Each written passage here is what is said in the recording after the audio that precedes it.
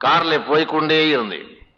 போய்கொண்டே இருக்கும்போது நான் சொன்னேன், என்ன அந்த கார் ஆக்சிடென்ட் இந்த கார் ஆக்சிடென்ட், நான் கார்ல ரோட்ல ஒழுங்கா பார்த்து ஓட்டா ஒரு ஆக்சிடென்ட்டும் வராது, இதுவரையில என் கார்ல ஒரு குருவி கூட அடிபட்டதில்லைன்னு சொல்லி வாய மூடல ஒரு பையன் சைக்கிள்ல வந்து விழுந்தான். உள்ள பட்டார்னு அடிச்சு.